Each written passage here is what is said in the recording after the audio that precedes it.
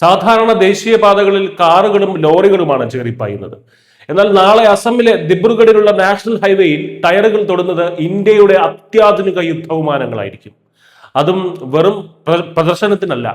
ചൈനയുടെ മൂക്കിന് താഴെ ഇന്ത്യയുടെ കരുത്ത് തെളിയിക്കാൻ സാക്ഷാൽ പ്രധാനമന്ത്രി നരേന്ദ്രമോദി തന്നെ അവിടെ വിമാനത്തിൽ പറന്നിറങ്ങുകയാണ്.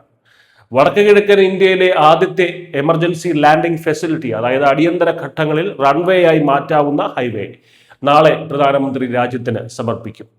ചൈനയുമായുള്ള യഥാർത്ഥ നിയന്ത്രണ രേഖയിൽ LAC നിന്നും വെറും 100 കിലോമീറ്റർ മാത്രം അകലെയുള്ള ദിബ്രുഗഡ് മൊറാൻ ദേശീയപാതയുടെ 4.2 കിലോമീറ്റർ ഭാഗമാണ് ഇതിനായി സജ്ജമാക്കിയിരിക്കുന്നത്. നാളെ രാവിലെ ഡൽഹിയിൽ നിന്ന് പുറപ്പെടുന്ന പ്രധാനമന്ത്രി ചബുവ വ്യോമസേന താവളത്തിലെത്തി അവിടെ നിന്ന് പ്രത്യേക വിമാനത്തിലാണ് ഈ ഹൈവേയിൽ ലാൻഡ് ചെയ്യുക.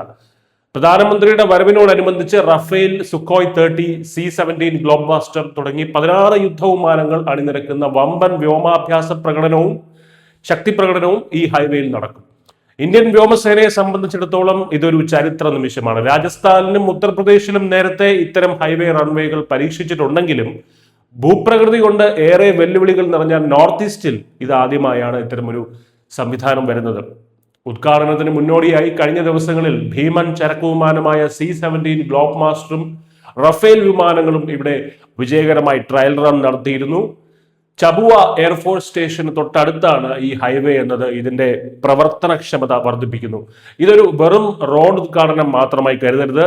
ഇതൊരു കൃത്യമായൊരു രാഷ്ട്രീയ സൈനിക സന്ദേശമാണ്. ഒന്ന്, ചൈന, ബംഗ്ലാദേശ്, മ്യാൻമർ തുടങ്ങിയ രാജ്യങ്ങളുടെ അതിർത്തികൾക്ക് അടുത്ത് ഏത് അടിയന്തര സാഹചര്യത്തിലും, അത് യുദ്ധമായാലും പ്രകൃതി ദുരന്തമായാലും, സൈന്യത്തെയും സാധന സാമഗ്രികളെയും അതിവേഗം എത്തിക്കാൻ ഇന്ത്യക്ക് സാധിക്കുമെന്നൊരു സന്ദേശം.